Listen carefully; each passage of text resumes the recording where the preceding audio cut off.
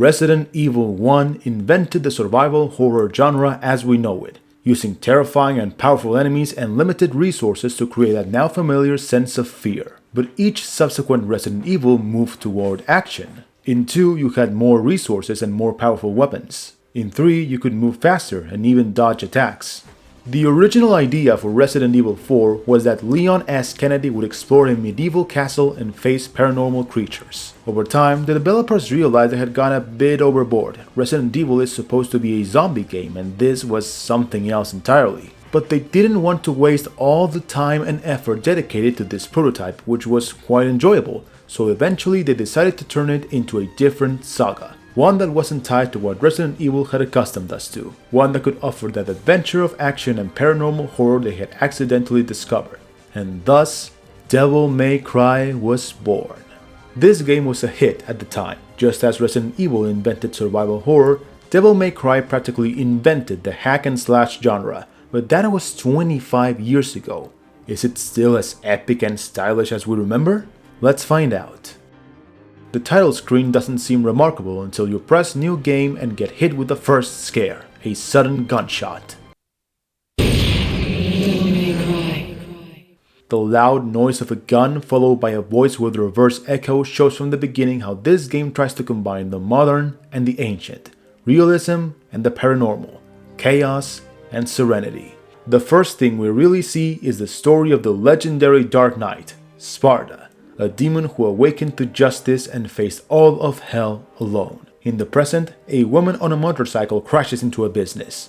The owner barely flinches, even cracking a couple of jokes before getting serious about this potential threat. The woman electrocutes the man and impales him with his own sword, but once again, he doesn't flinch and turns the tables with his guns. This man with strange powers and hair suspiciously similar to Leon's is Sparta's son, half human and half demon, the demon hunter Dante. It turns out that the woman's attack was a test to see if Dante was truly Sparta's son, and she claims that they are not enemies. She needs Dante because Mundus, the king of demons, the one Sparta faced long ago, is about to escape from hell on Malay Island. But more than that, what makes Dante accept this mission is that when the woman takes off her glasses, she turns out to be identical to Dante's mother, Eva.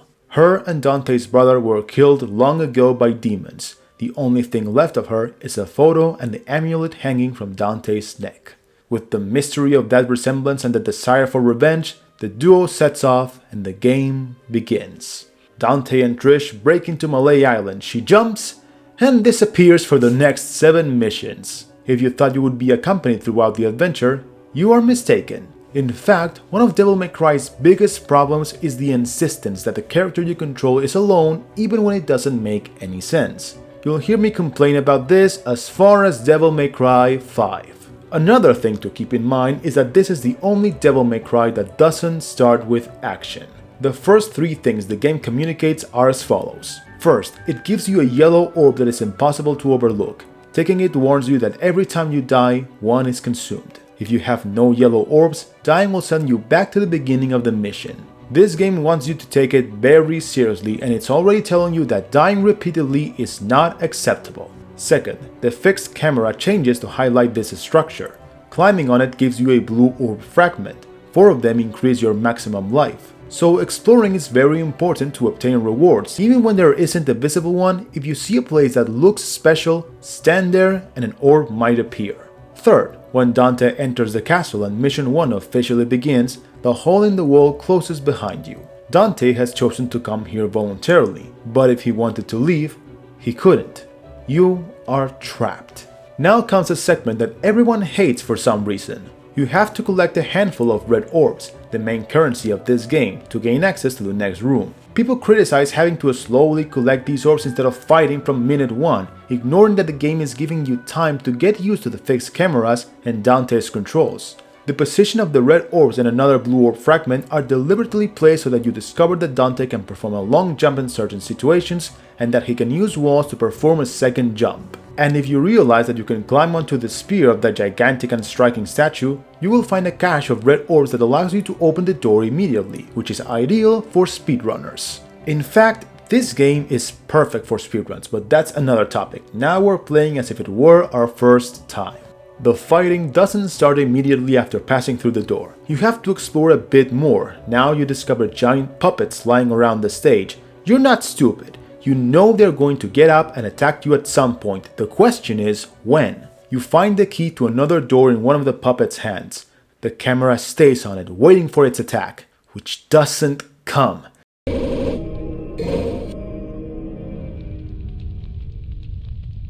At least, not until Dante turns around.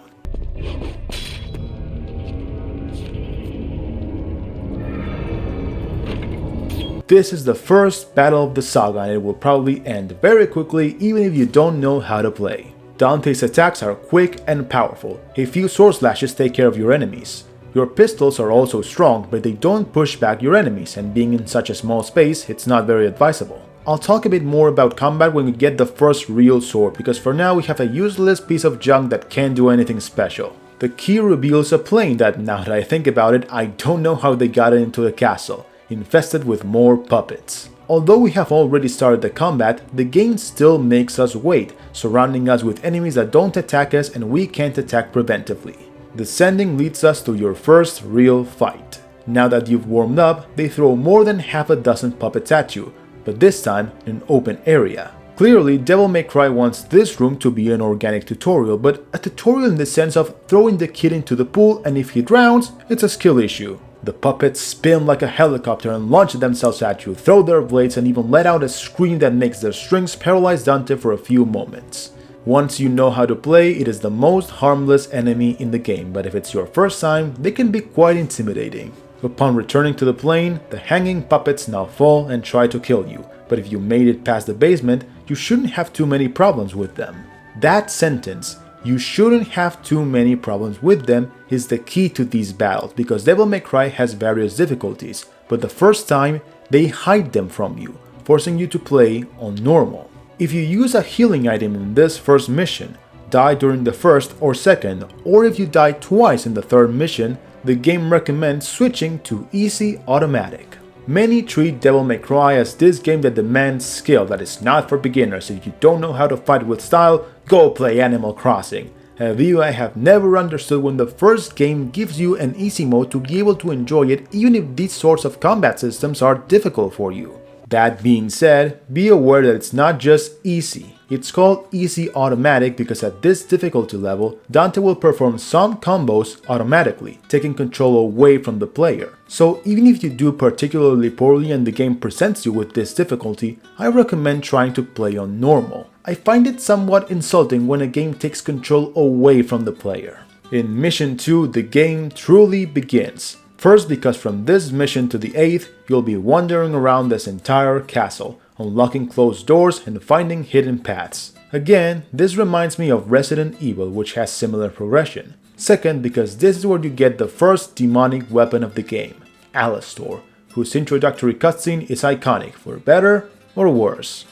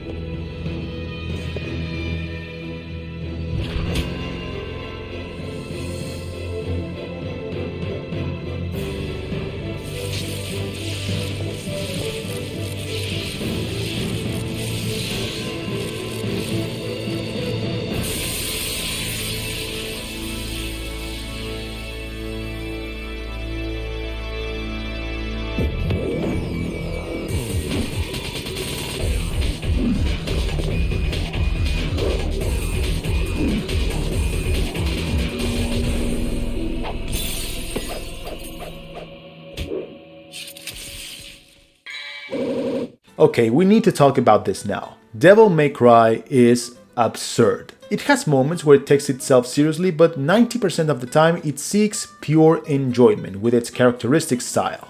That means we have things like Dante absurdly going through Alastor's handle. There are people who feel averse to this kind of honest pursuit of raw fun, and while I understand that going through the handle is questionable, you can't deny how cool this scene is. The lightning shattering the glass and Dante wielding the sword before the glass touches the ground, then suddenly throwing it and casually bouncing it off his foot before equipping it. Absolute cinema. Now it's finally time to talk about the combat. Devil May Cry 1 today feels somewhat rough and limited, but that's because it practically created the hack and slash genre. This installment was the first of many, inspiring countless combat systems, sometimes a little, sometimes a lot. In this first game, you have to manage 3 elements: your melee weapon, your ranged weapon, and your powered up mode, the Devil Trigger. Holding R1, Dante focuses his attention on the nearest enemy. Combining the joystick with the button for your melee weapon changes the attack Dante will perform. Release the joystick to perform normal attacks, aim it at the enemy to make a thrust at closest distances, and the other way around to make an upward slash that lifts them into the air. Holding the input makes Dante propel himself alongside the enemy. But beside this, there is something that seems deliberately designed to solve a typical hack and slash problem. How do you prevent the player from mashing the attack button? Devil May Cry makes waiting a moment between inputs allow Dante to perform better combos. Dante's normal combo is 3 hits, but if you wait a bit between the second and third, Dante will add a 4th move, and if you wait until the exact moment, Dante will perform Million Stab, the famous attack where he stabs the enemy multiple times in an instant. Your ranged weapon, the Ebony and Ivory pistols, are simply used to deal damage when you're too far away for a melee attack. In this mission, you find another ranged weapon, the shotgun. In this game it is very satisfying to use. Devil May Cry has an amazing sound design. But no matter how much I like this shotgun, the pistols are much more useful because they allow you to float in the air. You may have seen some Devil May Cry combo videos where Dante usually flies from one side to another, teleporting and using 3 dozen different moves, but there will be none of that in Devil May Cry 1. When you're in the air, your options are to deliver the sword strike that brings you back to the ground, or to shoot. They seem few possibilities, but one brings you to the ground and the other keeps you in the air for a few seconds, so you can choose whether the ground or the air suits you better at any given moment. Finally, the Devil Trigger allows you to channel Dante's demonic side to enhance yourself. In this game, it's visually different from the next. Dante only transforms while attacking, making it difficult to see his demonic form, but it works more or less like in the other games. Dante doubles his damage, regenerates health, and withstands minor attacks without staggering. I would say that to a certain extent, the Devil Trigger is the key to the combat system. It greatly increases the damage you deal, your defenses, restores your health, and is very easy to recover. A few seconds of slashes or shots regenerate your runes very quickly, especially if you use the best mechanic in all of Devil May Cry, the taunt. Oh, how long have I been waiting to talk about the taunt? All games with combat should have taunt, and even some without combat. There's a dedicated button for taunting. In this game it is, like everything else, very limited. There are only 2 animations and Dante doesn't even say anything, but being able to mock the enemies not only looks cool and fits with the game's aesthetic, which aims to turn enemies that would be terrifying in another context into poor devils, literally, but doing so also restores some of your Devil Trigger, so yes, mocking your enemies is sometimes optimal. Some might find it strange that I call this combat system limited after all this time I've spent talking about it. It's just that after the other Devil May Cry games or other titles like Ninja Gaiden, Bayonetta, or Metal Gear Rising, this first installment pales in direct comparison in terms of what you can do. That doesn't mean that it's straight up worse for being more limited, far from it. It is as fun as it was in 2001, still very satisfying visually and audibly, and as for enemy design, I would say it far surpasses almost all, if not all, other hack and slash games that exist, including its sequels. You can defeat all the enemies in the game by fighting them directly, but most of them have weak points that you can exploit.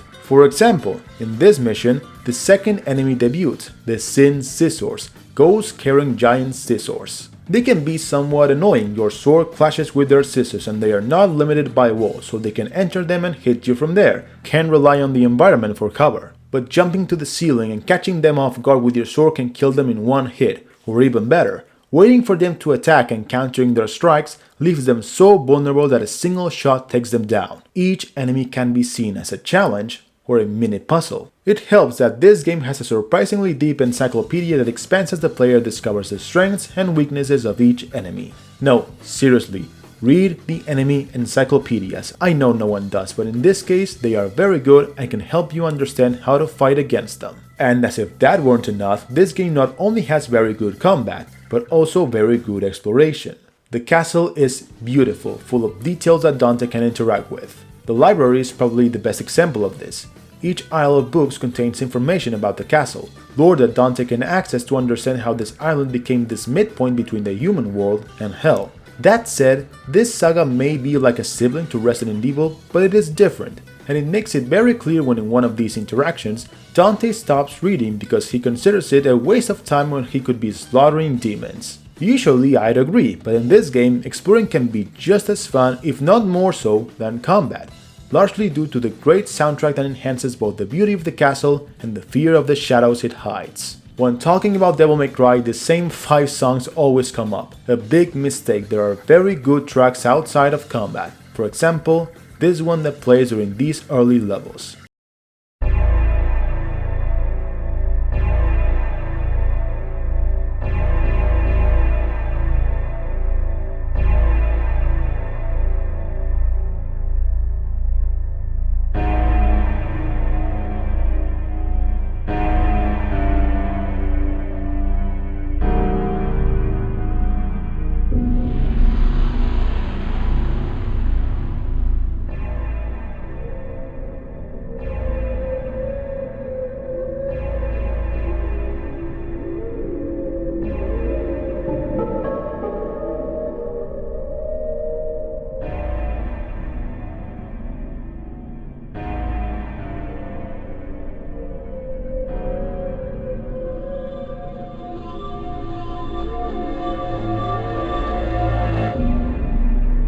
Or this one, which plays when you find yourself, like in Resident Evil, in a save room.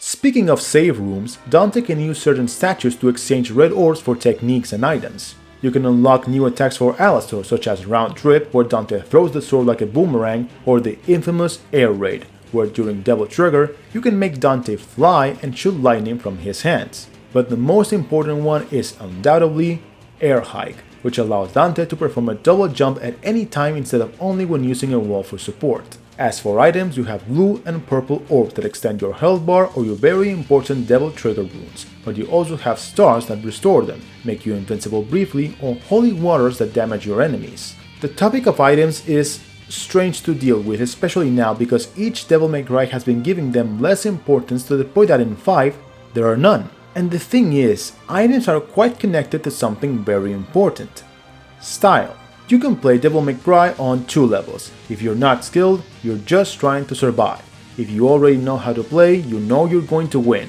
What matters is winning with style. When fighting, at all times you will see a style indicator that increases from a D for dull to an S for stylish. And after completing each mission, you will receive a grade as if each one were an exam of your knowledge and skills. And I hate this. It's one of the things I hate the most about this first Devil May Cry. Each grade gives the player red orbs, each one more than the other, up to 800 for an S rank. If you are learning how to play, you will get low grades, earn fewer red orbs, have fewer techniques and items, play wars, and continue getting low grades. If you already know how to play, you'll get high scores, earn more red orbs, have more techniques and items, play better, and continue getting high scores. I hate it. This is screwing over the inexperienced player and helping the expert. It makes no sense. In other Devil May Cry games, you can replay any mission at any time, so an inexperienced player can literally repeat any level to get more red orbs, better ranks, and improve their skills, but this one doesn't give you that option. Yes, you can explore the castle and kill enemies to farm red orbs, but they are very small amounts compared to what you could get by completing missions with high scores. Oh, and this whole discussion started because I mentioned the items. It's just that the grade depends on several factors. Obviously things like how much damage you take and how long you take to complete the mission, but among other things, it also counts how many items you use. So if you want to play with style, you'll have to not use items. Doing so guarantees a bad grade. Items can be very overpowered in this game. The invincibility star makes you invincible for a significant time, and a single holy water can take out up to a third of a boss's health. So getting these powerful tools that aren't stylish to use in a style game, I don't like it. I understand why they'll end up removing them. Oh, right, when I do a review, I like to describe the adventure step by step, and I've spent 10 minutes talking about the system in general. In this type of game, there's no other way. What you can do is much more important than what happens to you, so I had to mention all of this all now. Back to where we left off, Mission 3 contains the first boss fight, the infamous Phantom. We come from Resident Evil and being afraid of enemies, so witnessing Dante mock this giant monstrosity is not only funny, but also makes the vibe of the game and what a player should aspire to clear, to be as calm and carefree as the character you embody.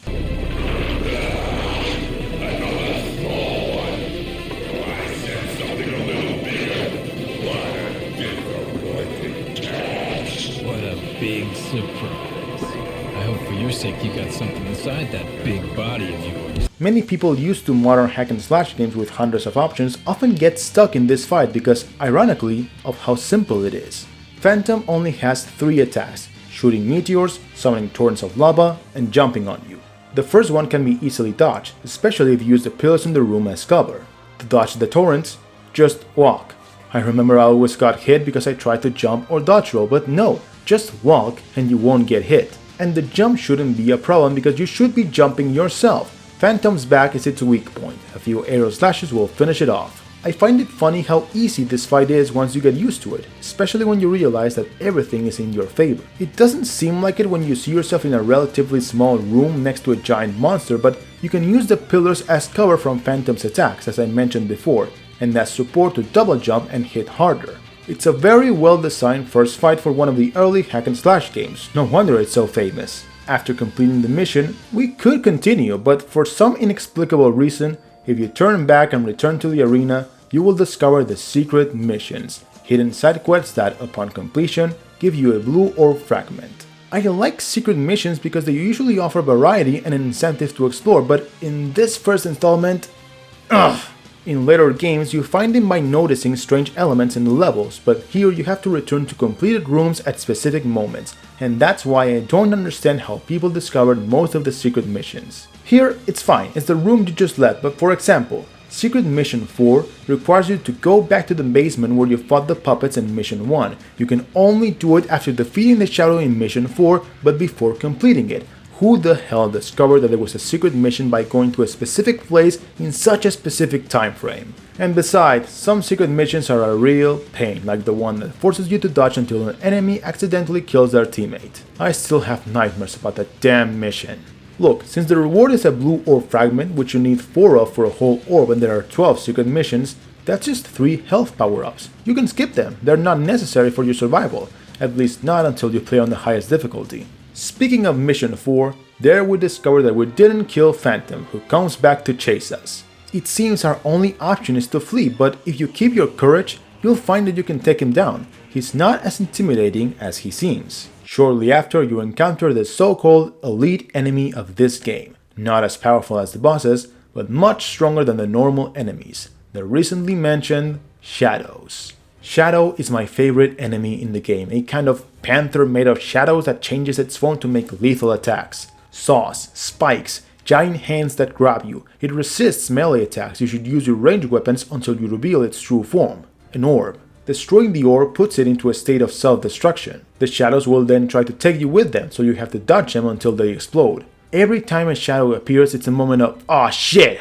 I love them. The next room contains a silly moment, but it's worth mentioning. You find a big golden sword and everyone says, "Cool, new weapon," but no, it's a key. Seriously, watch Let's Plays or streams of people playing it for the first time, it happens to all of us.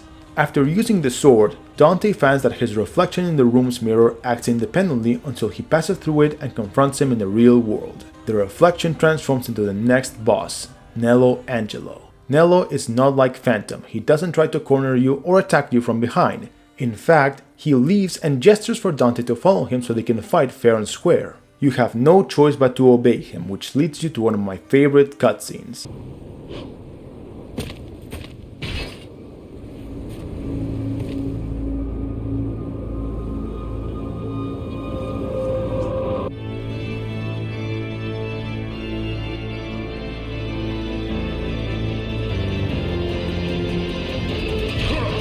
It's cinema, the use of the camera combined with the beginning of Ultraviolet, Nello Angelo's theme, and my favorite song from the game is absolutely amazing. Nello is a great boss. Devil May Cry 1 came out in 2001, just before this type of game realized that the best fights aren't with huge monsters, but with rivals of your own size who fight similarly to you. Precisely because it's on equal terms, it's much more organic to learn to surpass your opponent and much more satisfying to achieve it. Nello has the same sword attacks as Dante, but he differs in that instead of guns, he uses a flame as a projectile, and instead of dodging, he blocks and teleports. In fact, he will use teleportation to distance himself from you and take advantage of the distance to taunt, because he resembles Dante so much that he even has his own taunt. It's not just in these moments. If you flee from him and refuse to attack, he will also taunt during the battle. And if you mock him, he will mock you back so that you don't get the last word. It's a detail, but I really like it. It makes it clear that the developers were aware of how taunting, no matter how small, is part of the essence of the game, and they give it to this great enemy to showcase the fight's feel, as if for Dante and Nilo this battle were, as it is for the player, a game, a competition instead of a deadly duel. But after defeating him, the cutscene shows how Nilo manages to disarm Dante and win in a close-quarter skirmish. He has him at his mercy, but upon seeing his amulet, Nilo suffers and leaves. We've been on these 4 missions without talking about, well, the story. It's just that until chapter 15, the end of Act 2, it's as if there were no story. Mundus ordered the death of Dante's mother and brother. Dante wants revenge. That's the story. What more do you want? This game is about killing demons, and while it dives deeper in its final stages, 99% of the game is about killing demons. There's no time to wonder why Nilo reacted that way to the amulet. Mission 5 starts immediately, giving you a countdown to defeat another shadow and find the lion's door. If you explored during the previous mission, you already know it's nearby. Missions 6 and 7 are much more linear. You explore the castle sewers and fight some bugs. They are easy to shoot to death, a bummer. This game is full of cool enemies, the bugs are one of 2 exceptions. Near the end, you fight a Sin Scythe, an enemy that is fun, everywhere but here. Usually you face them in open areas where they lift Dante up in the air, which you can turn against them with aerial slashes. But here you're forced to wait for it to stop phasing through the walls or dashing. It's a real shame that the first Sin Scythe is the only bad one. You find a magical key that drains your life, so you have to get out of the sewers while you're dying. Phantom reappears, but it's even easier to escape from him or defeat him, and you only have to kill a few Sin Scissors, nothing special. But in Mission 8, the game picks up again because Phantom returns once more. Both him and Dante are fed up with this chase and determined that this is their final battle. When some people talk about Devil May Cry, they say that this game repeats bosses. That's not entirely true. The saga in general often has moments where you face several of its bosses multiple times, but that's not what's happening here.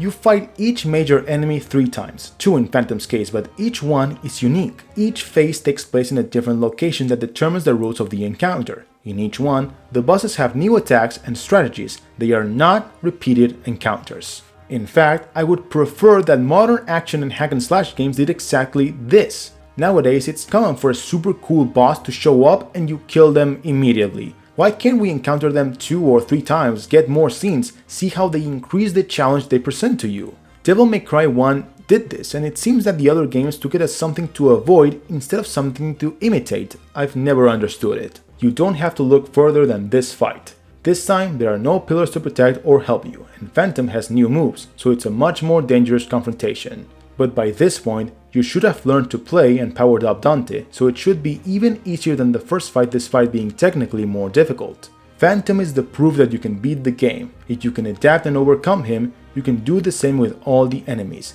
That's why he is the first boss, and that's why his death marks the end of the first act. Phantom's death is fucking spectacular. He breaks through the glass and is impaled by the statue from the first mission. Dying, he realizes that Dante is the son of the legendary Dark Knight, Sparta. It is revealed that Trish was watching the battle and shows admiration. It's a good scene, but it's the first time something bothers me. In this game, the voice acting is... Do you remember Resident Evil? Stop it! Don't open that door! It's not that bad here, but you know, my respects to the voice actors. They even have some good scenes, but every now and then they sound a bit not cool. I don't really know how to define it, but here when Dante says, You're right.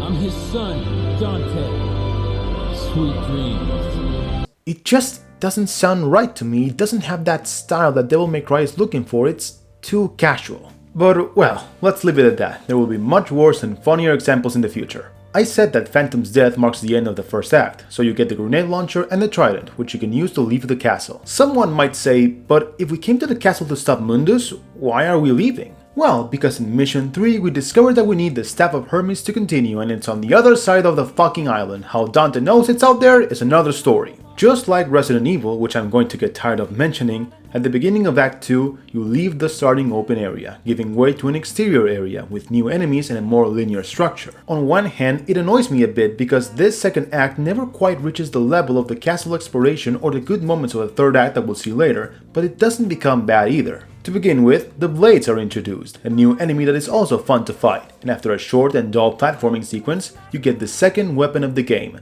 the Ifrit Gauntlets. Let's pause. We need to discuss both the platforming and this new weapon before continuing. If there's something that doesn't leave a good memory from Devil May Cry 1, it's the platforming. Dante's jump is sudden and you can't control it while you're in the air. It's not designed for movement itself, but for combat, to change positions, quickly alter distances, and for iframes, which is what the moment when a character is invulnerable during a movement is called. But unfortunately, there are certain moments where you are asked to platform. Here is a decent example. The camera is somewhat annoying, but since the jump covers a specific distance and the platforms are made at that distance, it's just a matter of waiting. But when you're asked for something more hurried or precise, for example, if you want this blue ore fragment that requires jumping over a bridge whose ruins are floating, it becomes very annoying. There are very few of these situations, but enough to be remembered, especially if you want to collect all the blue ore fragments, which are often hidden in high places that are tremendously uncomfortable and frustrating to reach. Second, we have obtained a new weapon,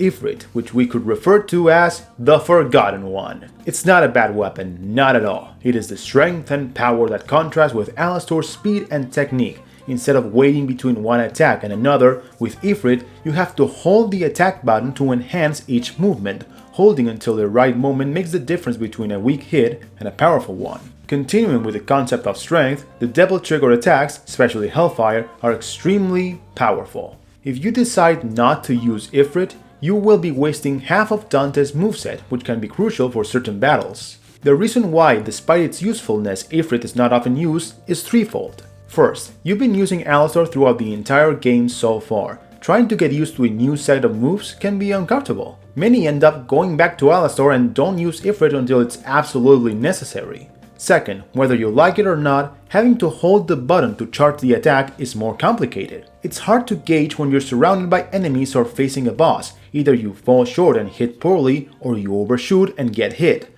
Faced with learning this or using Alastor, you can imagine what most people do. And thirdly, the player who uses Alastor has little incentive to try Ifrit, because although Devil May Cry is famous for popularizing the quick switch of weapons and styles, well, precisely this first game didn't have that mechanic yet.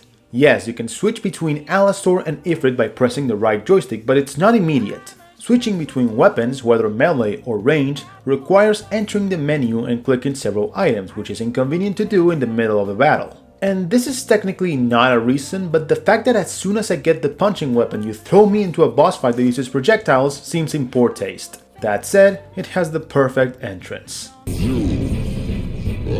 the human, the son of Sparta challenges the darkness for this. Block off, Featherface, or you can stick around and find out the hard way.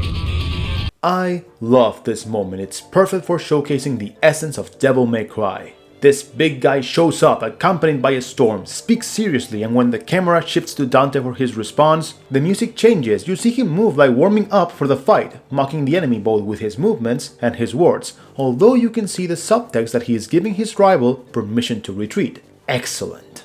Now that we've killed Phantom, Griffin enters, fighting by filling the battlefield with lightning. While it's possible to hit him with your melee weapons, the best thing you can do is shoot your pistols, or even better, the recently acquired grenade launcher while avoiding his projectiles. It's not a bad fight, but it's not a good one either. I wouldn't be surprised if the average player considers Griffin the worst boss in the game, although I would disagree. That being said, this battle amuses me a bit because what prevented you from leaving is that you have to set one side of the door on fire, which you can only do now that you have Ifrit. So nothing stops you from opening the door and leaving. I imagine leaving Griffin feeling both bewildered and insulted at the same time. Now you have to traverse an outdoor area full of fog, and this is where you notice that the game is facing the dilemma that all games focus on a single mechanic encounter.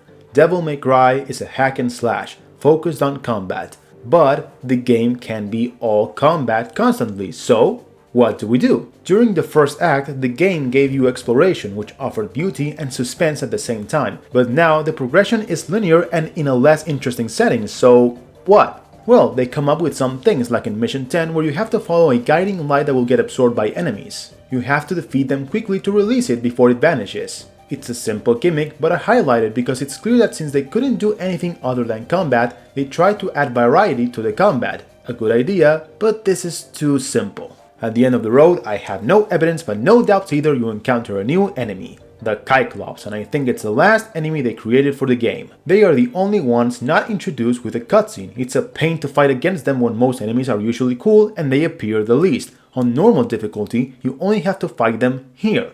Without a doubt, the worst enemy in the game. In the next mission, you traverse a small stage, and to continue, you'll have to face several blades in a tiny room. It's one of those moments where if you insist on not using Ifrit, you're going to have a tough time. At the end of the mission, Nello Angelo returns for a rematch.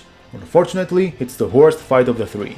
He has new melee attacks that use the same animations as Ifrit's punches, but unlike you, he can attack with the sword and fist in quick succession, so it feels somewhat unfair. Apart from this, he doesn't do anything new, so you can handle him quite easily. If anything, the only significant difference is that the battle takes place in a poorly designed room, and several times the camera has focused on a damn column instead of the fight and I've eaten a punch in the mouth. The fixed camera is usually very good in this game, but here it just doesn't flow. From bad to worse, the next mission, to combat the variety problem I mentioned just now, introduces diving.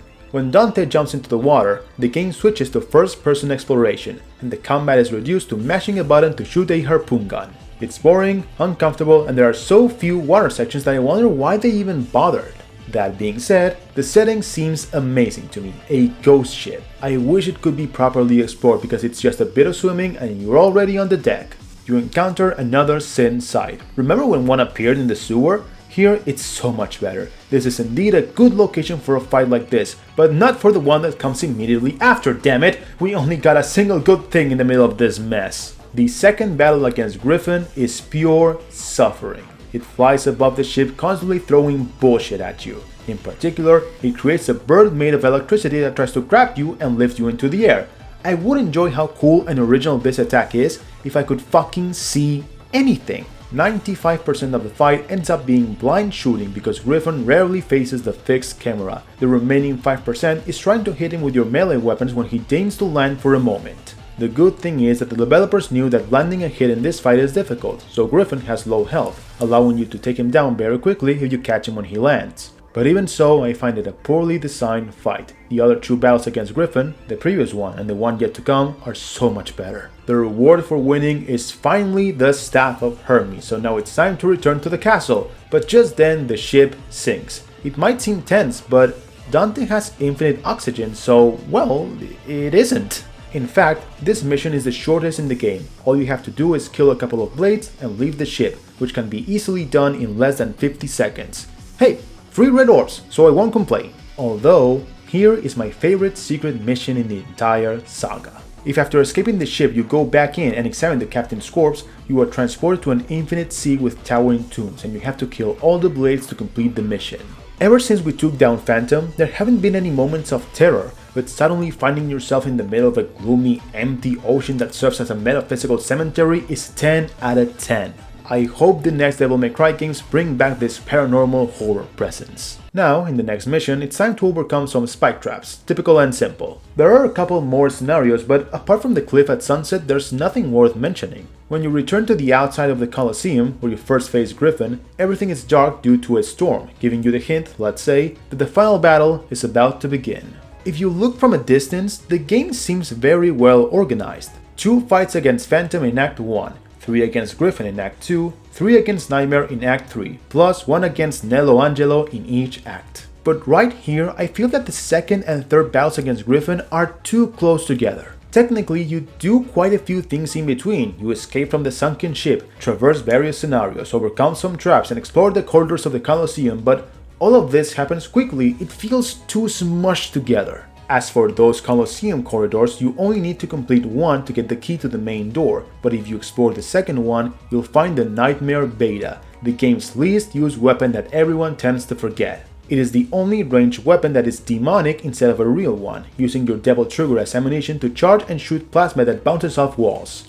It can be very effective in close environments, but since it requires you to stay still charging and drains your Devil Trigger, in 99% of cases, you'll prefer to use the pistols, shotgun, or grenade launcher. Even with how little people use Ifrit, it is necessary and you will switch to it at some points, but you can perfectly forget that Nightmare Beta exists. It is the only weapon that doesn't feel well integrated into your repertoire. When you enter the Colosseum, Griffin appears, once again launching thunder and lightning at you while flying out of your reach. You are supposed to use a teleporter to go up to the second floor to get closer. There he has an easier time hitting you, but at least you can see him. After reducing his health, you finally mess up his wings. Griffin falls to the ground and in desperation, he increases the amount of bullshit he throws at you even more in addition to trying to tackle you. I don't think it's a particularly good fight, but it's not as bad as the second one. Almost a dozen missions later, the story continues. Mundus makes his presence known, manifesting as 3 eyes in the eye of the storm. Griffin begs him for more power, but Mundus decides to kill him for being too weak. Dante recognizes Mundus as the one who ordered the murder of his mother and brother, and decides to kill him in the name of his father. While Trish, who I suppose this is a spoiler, but I'll mention it now because it's obvious, is under Mundus' orders, looks sad as if she's now contemplating one is the king of demons and wants to kill everyone, and the other loves his family and wishes to avenge them from the aforementioned. Maybe I'm on the wrong side. This game's story is alright, but it feels made with sticks and duct tape. And by the way, I already thought it was absurd that at the beginning of the game, Trish jumps and disappears, but here she literally comes and goes with a lightning bolt, which I find a bit insulting. I wonder why Dante doesn't say, "Hey, why did you even bother to show up?" We saw her after killing Phantom, but from Dante's point of view, she doesn't make an appearance since the very beginning. But let's move on. We get the Wheel of Destiny that allows us to return to the castle. Don't think that by returning to a previously visited area you can let your guard down. Mundus has manifested in the real world. He must be close to escaping from hell. The human and demonic worlds are merging with the castle Malay Island as its core, and it's affecting it. Now it is completely dark. Doors and elements like the giant statue have appeared and disappeared, and new enemies are showing up. The plasma are some of the weirdest enemies in the entire game. They are electric bats that turn into Dante clones with a giant eye for a face that shoots a laser beam. I love this game's enemies, they are cool and original. I hate to say it, but this is still the best roster of enemies of all the Devil May Cry games. What it doesn't have is the best roster of bosses, because the first mission of the act culminates with the first battle against its boss, the literal piece of shit recently mentioned, Nightmare. In theory, this creature is the most interesting fight in the entire game. It has a dozen mechanics that interact with each other. The base is simple. Nightmare is invincible. You must hit the buttons in the room to force it to reveal one of its 3 cores and hit them to lower its health. Each core will use different attacks to keep you away, so you have to think about which one suits you best. Now comes the part where I explain some of that dozen mechanics I just mentioned, but unfortunately, I don't know most of them because the game doesn't explain them. It's not as organic as the other enemies in the game, and I don't feel like watching a 14-minute video just about this boss so I can explain it to you. I know, pot calling the kettle black. I'll give you one example. Nightmare scores will break, but this doesn't mean they are getting weaker. Rather, it increases their defenses. This sounds like the game wants you to switch your attention to another core when you break one. Well, no! Because the cores remain broken in later fights. If you break one in Nightmare 1, it will stay broken in Nightmare 2 and 3. So the optimal thing is to divide your attention between them to avoid breaking them. Super obvious! Oh, and what determines if it breaks is not the damage you deal, but the number of hits. So you better use Ifrit's charge hits and not Alistar or your ranged weapons, because of course, if I want to not break something, I hit it with all my might with my blunt weapon, completely logical and organic. Sorry, I'm complaining too much, it's just that I don't like this fight. Every time I happily go to replay Devil May Cry, I get sad about having to fight Nightmare. Something that I do find cool is that, as his name suggests, if Nightmare traps you in his trap, he makes Dante relive his nightmares, in this case, forcing you to fight against one of the other 3 bosses, Phantom, Griffin, or Nello Angelo. It sounds terrible, but their health is significantly reduced, and defeating them takes away about a quarter of Nightmare's health, so it's easier to let Nightmare catch you and kill another boss than to fight Nightmare alone. Forgive my continuous pessimism, but I believe that if it's more convenient to kill a second boss than to take away a quarter of the main boss's health, that boss is not very well designed. Sorry, I'll stop.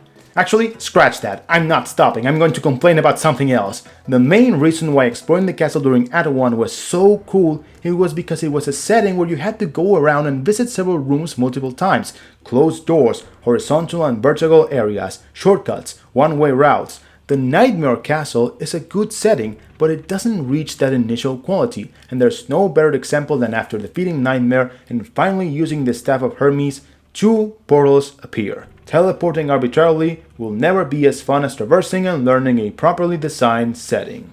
But hey, it leads us to Mission 17, which is probably the best of this batch. It starts with the first appearance of the Frosts, which sticks with you for 2 reasons. First, because they aura farm with the moonlight,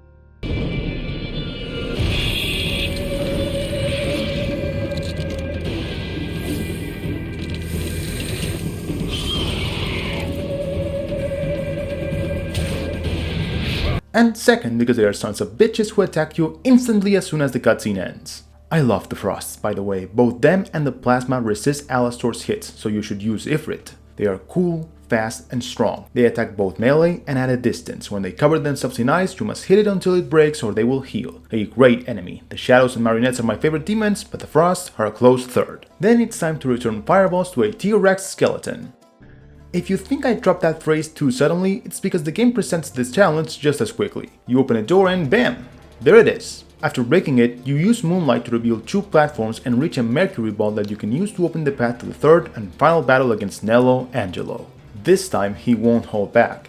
He removes his helmet, revealing that he is a man with white hair like Dante, and the battle begins. It always feels strange to return to this fight after the later games because now everyone knows who Virgil is. The second most important character in the saga, Dante's brother, the firstborn of Sparta, the Alpha and the Omega, the champion of plastic chairs. But here he suddenly appears, you take him down, and Dante doesn't even mention it. Strange here, very strange within the context of the saga. This is, in my humble opinion, the best fight in the game. Wow, Virgil is the best fight in a Devil May Cry, what a twist. Nilo has all the moves from the previous 2 fights, plus throwing spiral swords, one of Virgil's characteristic techniques. There's not much to say, it's not that different from the other fights, but that extra bit of new attacks and the revelation of the Dark Knight's identity in this lightning-lit room gives it much more intensity. After being defeated, Virgil ascends and seems to explode and disappear. Upon Dante overcoming his brother despite being corrupted by Mundus, we immediately see the lowest and highest point of our adventure. It is revealed that Trish is under Mundus' orders. Once again, what a twist! But at the same time, Dante gets the other half of the amulet, which of course his brother carried. That item that is always there in your inventory with a message from Eva, for Dante and Virgil, was one of 2 halves, one for each son. With the 2 halves, the amulet is completed and transforms the weak sword from the beginning of the game into the legendary sword Sparta.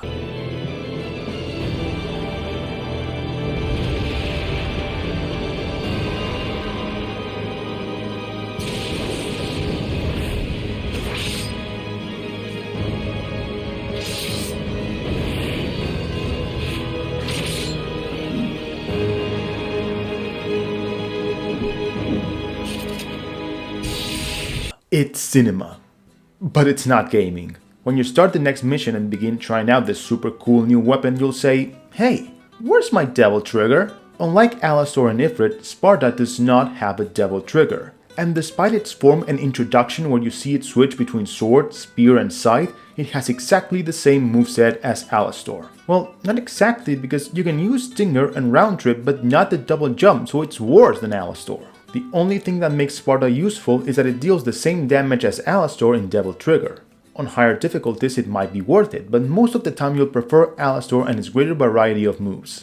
The game seems to be aware of this. You can only quickly switch between Alastor and Ifrit. Sparta doesn't make the cut. I don't understand why the ultimate weapon they just added is practically useless. Continuing your mission to open the door to the underworld leads you to the damn Nightmare 2. At this point, I'm complaining just to complain. The fight is almost identical to the first one, it's not that big of a deal. In fact, I like his new attack. He tears off a part of himself and telekinetically throws it across the arena. The best way to avoid this attack is to clash your weapon with the piece. It's a cool attack. If the game was already getting weird with Nightmare, the changing castle and the portals, here we reach the pinnacle. Just as Nello Angelo crossed the mirror to come to our world, we cross it to access an infernal dimension, I guess, where the last enemy of the game appears. The Nobodies. Disgusting monsters that, now that I think about it, look like lickers from Resident Evil. They are very strong, jump fiercely, and have a mask they can use to absorb your devil trigger or make themselves bigger and therefore more dangerous. I also really like this enemy. It's a worthy final opponent.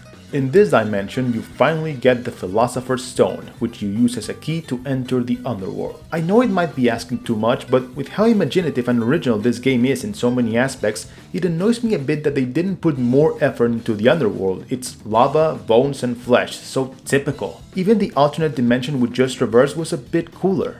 But before we can explore it, the first hell mission hits you with a trap Trish that Nightmare uses to ambush us. It's a very good ambush. The room we find ourselves in is tiny, it's almost impossible to walk without touching Nightmare. The battle doesn't seem that bad, but when it has a little bit of life left, the combo you're doing gets interrupted, which sucks, for a cutscene where Trish reveals her true loyalty and attacks Dante. Now you have to finish the remaining fight with Trish throwing lightning at you from the other side of the barrier, just in case Nightmare being a pain in the ass wasn't enough. And on top of that, when you think you've defeated it, it enters a state of absolute chaos, regaining a chunk of health and starts exploding and shooting lightning everywhere. I actually like that final surprise that forces you to give it your all, to endure a miniature apocalypse, but in a fight like this, it feels more like a final kick in the nuts. During this chaos, the barrier disintegrates and Nightmare's lasers threaten to drop a piece of the stage on Trish. Despite her betrayal, Dante jumps to save her. When she asks why, Dante responds that it's because she looks like his mother, but he threatens that if she tries to get close to him again, he'll kill her, because she may have her appearance, but she doesn't have her soul. I won't say it's a super cool scene, but I like it. I like that they tried to give some depth to Dante, who is a cool and confident guy, but his origin was a tragic one, and the guilt of not being able to defend his mother leads him to protect a copy of her despite being fully aware that she is not his mother, but rather an enemy ally with the being who killed her. In fact, Mundus created Trish and made her identical to Eva precisely so that Dante would trust her, but we will see how this, which could be considered a weakness, ends up being a strength. After finally taking down fucking Nightmare, we have a level that truly delivers where we traverse this not so original hell. I shouldn't complain so much when, despite the lack of originality in the setting, there's a lot of cool things. The main hall contains a giant heart that seems to pump blood throughout hell, as if it had a life of its own. Later on, you will encounter a kind of Augie that latch onto Dante and drain his life if you're not careful. Additionally, if you stay still for even a moment, teeth will emerge from the ground trying to bite you. Everything is trying to kill you at all times, including, of course, multiple powerful enemies, particularly Nobodies. But the cool twist is that Hell also has the final secret mission, which instead of being a challenge or puzzle in a repeated scenario, is a unique level where you fight another skeleton that throws fireballs. Completing this final secret mission rewards you with the Bangle of Time, which allows you to use your Devil Trigger to stop time. Very few know that this exists. It's similar to Quicksilver from Devil May Cry 3 and Ragtime from Devil May Cry 5, but honestly, the least useful of the three. Overall, Hell is a pretty dangerous and intense level for how short and linear it is. When you get through it, you walk through the big door and you're surprised to find yourself in the middle of a church with an organ playing at full volume. It can be shocking. In the main channel, I made a whole video talking about Mundus, who has a lot more depth than it seems. If you want me to translate it and put it here, tell me in the comments. Dante finally confronts Mundus, who uses Trish as bait once again, hoping that her resemblance to Dante's mother will make him hesitate and hold back. It works, but Trish decides to switch sides and save Dante from a fatal strike. For Dante, this is a reminder of the worst moment of his life. It's as if his mother had died for him a second time, and this allows him to awaken the devil trigger of the demonic sword Sparda. I complained that Sparda didn't have a devil trigger, and to some extent I still stand by my opinion, but I admit that it's really cool that the reason is that this devil trigger can only be used during the final battle because it turns out to be so powerful that it's the only thing that can harm Mundus and would completely break the rest of the game. Unfortunately for all of us, Hideki Kamiya, this game's director, loves playing games, so Mundus' first phase completely changes the gameplay. We control Dante chasing Mundus through the skies, shooting runes while dodging lightning, lasers and meteors. Visually, it's spectacular and you really feel that this is a legendary conflict between two powerful beings, but damn it, it's just not fun. Especially because the controls are inverted. Why? In the water, I get it, you push down to go up and vice versa, but here too, it's a mess and it completely ruins the fight for me. Well, not completely, it would still be annoying and uncomfortable, but you get me. What I do appreciate is that using your devil trigger during this fight makes Dante summon a dragon and slam it against Mundus. Not just for the spectacle of the attack, but because canonically, Dante named this dragon Puff. Even in this serious final battle, Dante manages to be funny. The second phase is much better and the true final boss of the game, although I would say that Nello Angelo 3 is the best battle and Nightmare 3 the hardest, so Mundus ends up being somewhat overlooked within his own game. But it's not bad at all. Your devil trigger, even with the wings injured, is still incredibly powerful. Your attacks have an absurd range that allow you to hit Mundus even when he's far away and surrounded by lava. When you run out of devil trigger, you have to dodge Mundus' offensive while searching for and destroying his runes to restore it. A good fight! After winning, Dante returns to the church, where one of the most infamous moments of the saga occurs due to the questionable script and the actor's voice crack. I should have been the one to fill your dark soul with light! Why did they give it Echo? It's just ridiculous! It's a shame that even when the story tries to do something, it fails because of things like this. But even so, I enjoy what it tries to do. Dante leaves the Sparta blade and the amulet with Trish's body. One symbolizes his father and the other his mother. After getting his revenge, Dante finally leaves behind the pain of losing all three. One last time, the game reminds us that it used to be a Resident Evil. After Mundus' fall, the island will explode in 5 minutes. You will have to escape from hell and the castle while facing several enemies. When you are approaching the place where Mission 1 took place, the ground gives way and Dante falls into the sewer, where you discover that you didn't manage to kill Mundus and he has finally managed to manifest in the human world. Mundus is messed up, his statue-like body shattered, releasing an orange mass with multiple eyes and hands. Without Sparta and in such a claustrophobic place, it seems like you have the losing hand. But maybe Dante doesn't need Sparta. The whole game is about how Dante is Sparta's son, how the only reason he can do all this is because he's a half-demon. But he's also Eva's son. Dante hears his mother's voice, urging him to not give up. Dante, you'll be okay. You can do it. What? Mother. Mundus is not the only one who survived against all odds. Trish also appears and gives Dante her power. You are allowed to play a Catharsis, shooting the supercharged Ebony and Ivory until you restore your Devil Trigger and finish off Mundus with a final shot. Jackpot.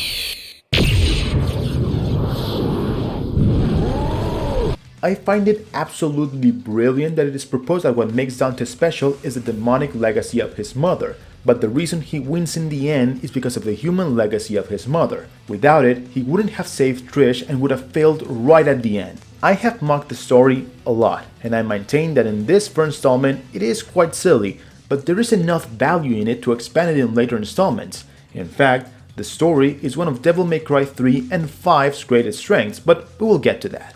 Dante and Trish embrace, believing they are going to die in the island's explosion, but the plane we saw in the first mission falls into the sewers. We hop in and have a short, strange and very easy final sequence where we control it while escaping from the island. The dialogue at the end comes out of nowhere and is funny for the second-hand embarrassment it causes before wrapping up the game by showing how Dante and Trish have become work colleagues. This ending is a continuous ping pong of epic and cheesy, but I can't help but enjoy it, especially because I know the future of the saga and how it would take all this to a much higher level. But once again, it's not over yet. When you finish the game, he tells you to try again in hard mode and resets the game, without your permission or anything. To be fair, Devil May Cry is one of those games that you don't enjoy completely if you only play it once. In fact, it's quite short, even for a hack and slash, a genre that usually has a shorter duration. You see, video games can have their difficulties in two ways: selectable or skillable. Selectable is more typical, you'll see it in most games. You have easy, normal, or hard. You choose one and go. But others have scalable difficulty. Instead of choosing one, the game wants you to start on normal, then play on hard, then on the next one, etc. Which is why there are games that have 6 difficulty modes. It's not that you choose one, it's that the game wants you to complete it several times, each time more difficult. Devil May Cry is one of the most famous examples of this type of difficulty.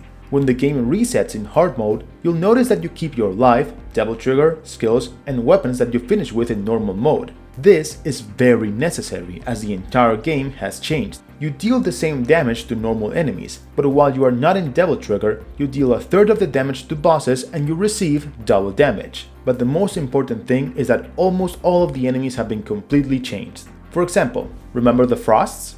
Those cool guys that first appear in Mission 17? Well, in hard mode, they first appear in Mission 7. Throughout the game, you'll encounter more dangers in addition to the stat changes I just mentioned. To compensate, all the blue ore fragments you found now change to yellow ores, so eventually you'll have so many that you won't have to worry about how many times you die. This doesn't sound that bad, does it? It's tough, but if you were able to beat the game on normal when you started with nothing, you should be able to beat it on hard. During this difficulty, you should unlock all the abilities and maximize Dante's health and Devil Trigger, resulting in a super powerful Dante who can take on this new adventure.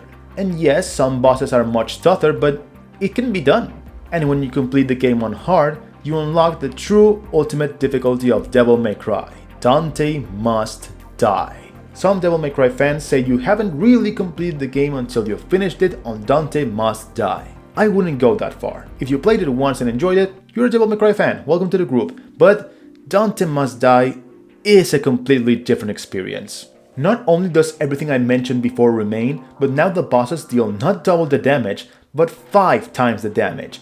All enemies can use their own Devil Trigger, gaining the same advantages it gives you, plus strength and super armor, and they unlock finishes that can kill Dante in horrible ways as a final reminder that this used to be a horror game. This difficulty is fucking hellish, forgive the pun. In fact, I think it's the hardest any Devil May Cry has ever been. I completed 2, 3 and 5 on Dante Must Die. In 1, I got to Nightmare 3, it kicked my ass and I said, look, I beat Virgil. That fight was the one that interested me. I'm not having fun anymore, so I'm not playing, fuck you. So technically to this day, I still haven't completed this game on Dante Must Die. That's how damn hard it can be. But if you like challenges, I recommend it. There's even a reward. If you manage to do it, you unlock Super Dante, which is Dante with infinite Devil Trigger. Very fun. And now, for real, we've finished the first Devil May Cry. Let's go to our review system. First, what score? Well, I think a straight 8 is more than fair. It's very fun to play, it has good scenarios to explore, especially in the first act, it's surprisingly complex, and even today, it's one of the hack and slash games with the best repertoire of enemies and difficulties in history. Unfortunately, it has several weak points that disturb the experience, various oddities like swimming or requiring you to platform to get blue ore fragments, the secret missions poorly placed and some of them frustrating, not to mention how the story has its moments, but unlike the gameplay, it feels simple and cheap. Is it special?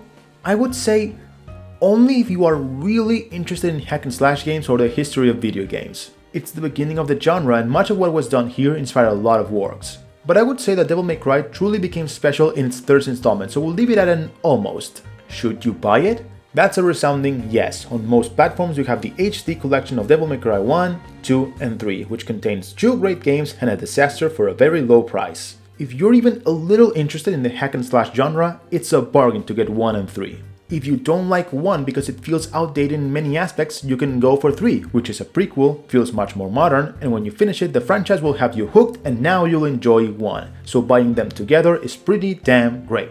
Well, that's it. Speaking of the HD collection, I hope this video works because I really want to talk about 2. What a piece of shit game. I want to show it to you under a magnifying glass because comparing 2 with 1 and 3 is like giving a class on how to not make a game. If you liked this video, leave some comments. If you didn't, lie. See you next time. You're the man who lost a mother and a brother to evil 20 years ago. The son of the legendary Dark Knight Sparta, Mr. Dante. Well, the way I figure it, in this business a lot of your kind comes around. And if I kill each one that comes, eventually I should hit the jackpot sooner or later.